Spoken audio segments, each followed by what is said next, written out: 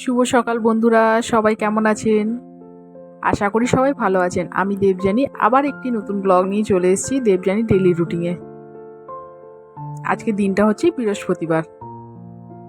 বন্ধুরা, আমার যদি ভিডিওগুলো আপনার ভালো লেগে থাকে আমার চ্যানেলে গিয়ে নিয়ে বিউটি অফ আগমনীতে একটা সাবস্ক্রাইব করে দেবেন।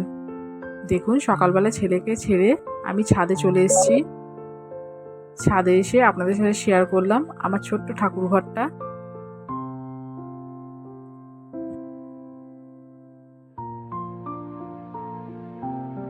আমার বাড়িতে প্রচুর পায়রা, তাদের মধ্যে দেখুন একজন বসে আছে। আপনারা আমার কমেন্ট করে জানাবেন যে পায়রা বাড়িতে থাকা ভালো কি খারাপ। দেখুন উড়ে চলে গেল। এবার আবার নিচে চলে আসলাম।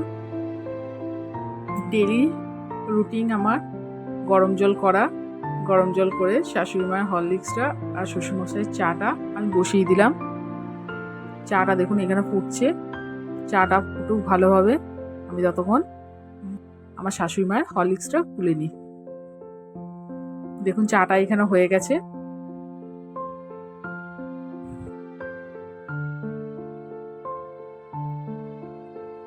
চাটা আমি ঢেলে নিই আর শাশুড়ি মা হরলিক্সটা গুলে চলুন ওনাদেরকে খেতে দিয়ে আসি। আজকে আমি ব্রেকফাস্টে করেছিলাম পনির স্যান্ডউইচ। এই রেসিপিটা একদিন আপনাদের সাথে নিশ্চয়ই শেয়ার করব। এবার খেতে দিয়ে আসি। খেতে দেওয়া হয়ে গেছে দেখুন আমার। এবার আমি ওয়েট লস ড্রিঙ্কটা বানিয়ে নিলাম। চলুন একটু বসি, এই 5টা মিনিট সময় পাই আমি নিজেকে দেওয়ার।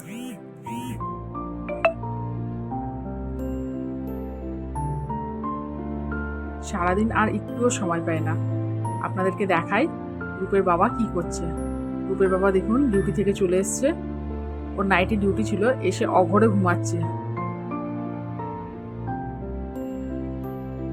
এরই মধ্যে আমি দুপুরে রান্নাটা বসিয়ে দিলাম। ছেলে চলে আসবে, আর আমার ছেলে চলে আসলে আর আমি রান্না করতে পারবো না, আর ওর খিদেও পেয়ে যাবে।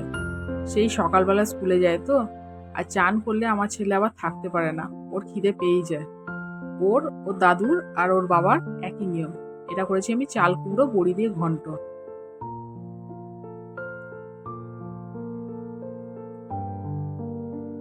দেখুন আবার আমি কড়াইতে তেল দিয়ে দিলাম। 2টো কড়াই বসিয়ে দিয়েছি একসাথে, কেন কি আমার তাড়াতাড়ি রান্না করতে হবে। এদিকে আমি ঝিঙে চচ্চড়ি বসাচ্ছি, ওই জন্য কালো জিরে, টমেটো আর কাঁচা লঙ্কা ফোড়নে দিয়েছি। এবার এখানে বেগুনগুলো ভেজে নিচ্ছি।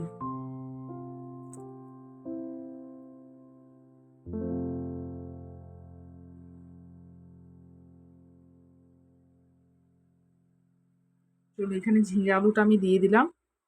এবার নুন, হলুদ, জিরের গুঁড়ো আর একটু মিষ্টি দিয়ে এটা ভালো করে কষিয়ে নেব। কষিয়ে আমি ঢাকা দিয়ে দেবো।